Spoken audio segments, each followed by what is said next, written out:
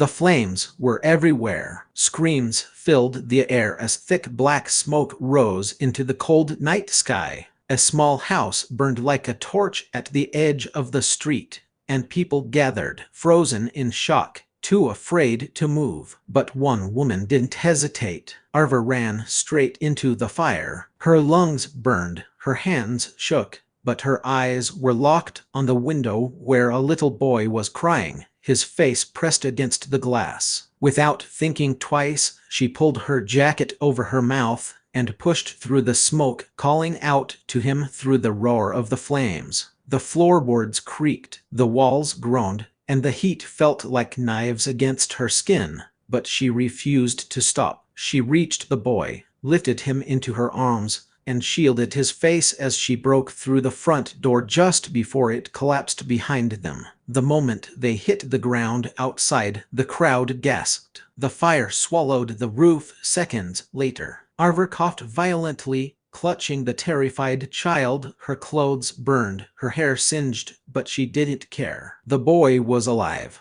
If you believe in kindness, courage, and second chances, don't forget to like, comment, share, and subscribe, because heroes still exist in ordinary people like Arva. She didn't stay to be praised. The ambulance arrived, and she watched from a distance as the paramedics treated the boy. When the reporters came, she slipped away quietly, her body trembling from exhaustion. She had no idea who the child was, and it didn't matter. All she knew was that he was safe, and that was enough. But fate has a strange way of remembering those who act selflessly, because just days later, that single act of bravery would change Arva's entire life. Arva was a nurse in training, living alone in a tiny apartment on the rough side of the city. Her father had passed away years ago, and her mother was bedridden, depending on her. Life hadn't been kind. Between caring for her mother, studying,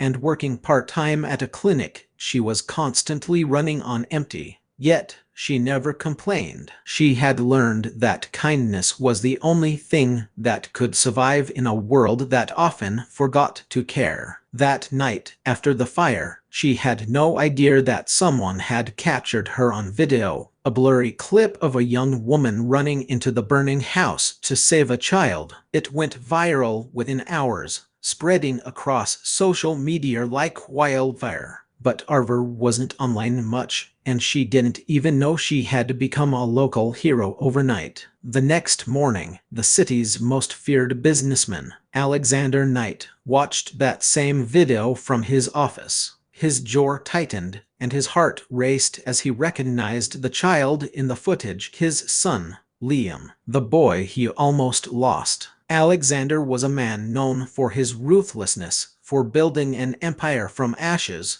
for firing people without blinking an eye. To the world, he was the CEO no one dared to cross. But at that moment, he wasn't the cold, untouchable leader everyone feared. He was a father, terrified, shaken, and silently breaking inside. He wanted to find the woman who had risked her life for his son, but no one seemed to know who she was. She had vanished before anyone could get her name. Weeks passed. Arva went back to her quiet life. Her mother's health was getting worse, and the hospital bills were drowning her. She took extra shifts, sleeping barely 3 hours a night. One evening, after finishing her shift, she was called into the hospital director's office. She thought she was in trouble, but instead, the director said a new charity foundation had decided to cover her mother's medical costs and even offered her a full-time nursing position. Arva was stunned. She tried to ask who was behind it,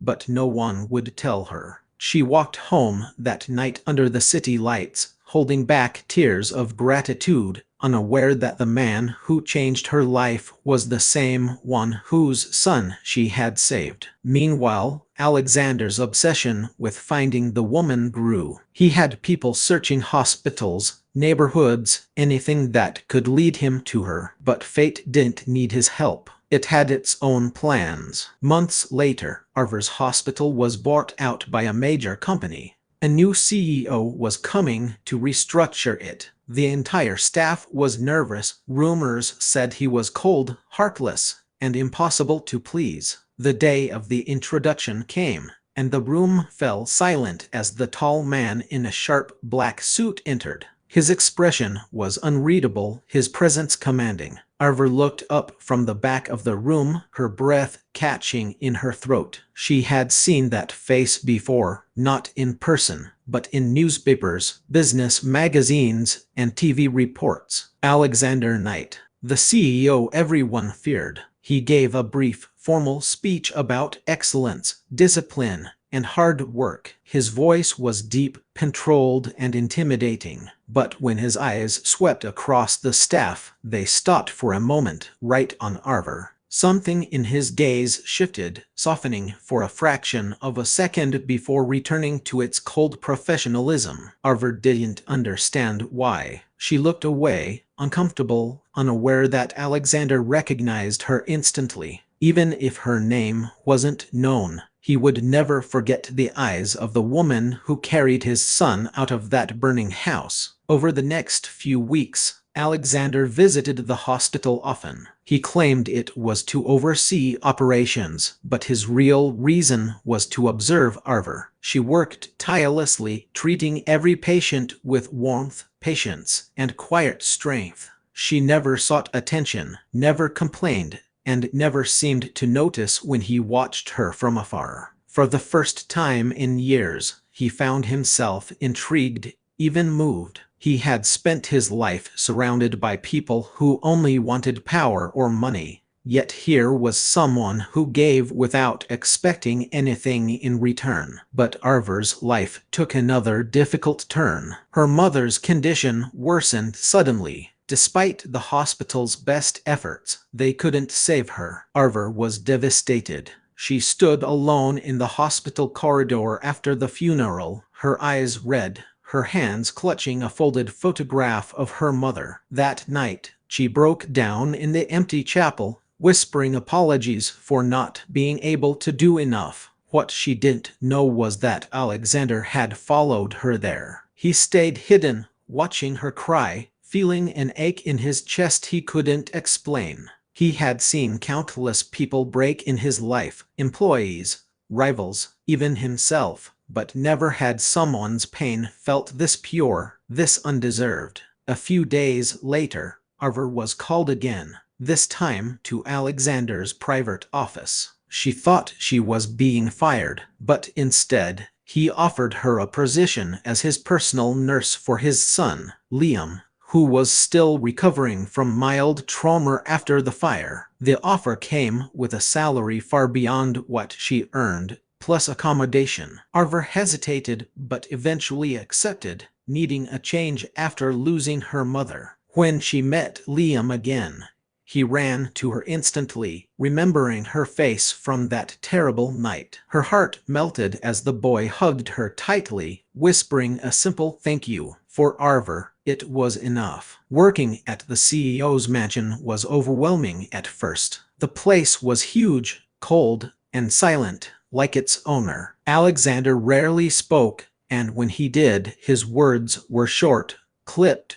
almost mechanical. But Arver began to notice the cracks in his armor, the way he'd stop by Liam's room late at night just to check if he was sleeping, the way his eyes softened when his son laughed, the way loneliness hid behind his every controlled gesture. Over time, small moments changed everything. Once, when Liam fell ill, Alexander panicked, pacing the floor like any worried father. Arver calmly took charge, helping Liam recover. That night, Alexander quietly thanked her, the first time he had ever said those words to anyone in years. As weeks turned into months, the ICCEO began to thaw. He started having breakfast with his son and Arver, listening instead of commanding, smiling instead of scowling. The staff noticed the difference. The man once feared by everyone seemed almost human again. And deep down, Alexander knew why. It was because of her. But not everyone was happy about the change. His board members began to whisper, questioning his decisions,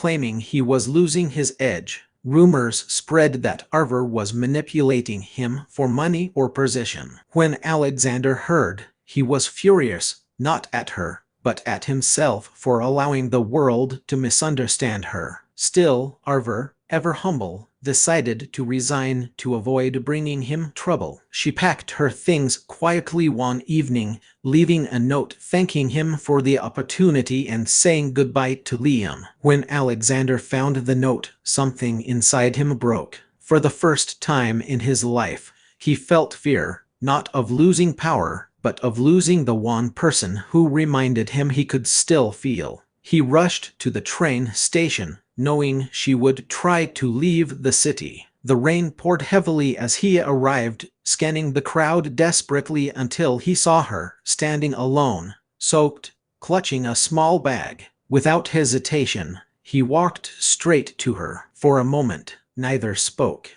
The storm roared around them, but in that silence, something unspoken passed between them, a truth neither could deny. He told her the truth, that it was him whose son she had saved, that every chance she had gotten since was because of him trying to repay a debt he could never truly repay. Arver was stunned, her eyes filling with tears. She never wanted anything in return, never imagined the man she worked for was the same one she saved that night. She told him she didn't save his son for gratitude. She did it because every life mattered, rich or poor, powerful or weak. Her words pierced through him like light cutting through darkness. In that moment, something changed forever. Alexander Knight, the CEO everyone feared, realized that strength didn't come from control or power, but from compassion. He offered her a position not as an employee, but as a partner in his new foundation, one dedicated to helping children who had lost families to accidents and disasters. Arver accepted, not for the prestige, but because she believed in the cause. Together, they built something that changed thousands of lives. If this story touched your heart, please like, share, comment, and subscribe, because kindness, no matter how small, has the power to change even the coldest hearts. And before we end, here's a special request. Comment: kindness never fades. If you believe one act of courage can change the world. Years later, people would still talk about the CEO who used to be feared but learned to lead with heart, and about the woman whose bravery not only saved a child but healed a man's soul. And though time moved on, one truth remained unshaken. Sometimes, the fire that destroys can also be the one that forges something unbreakable: love, redemption, and the quiet power of kindness.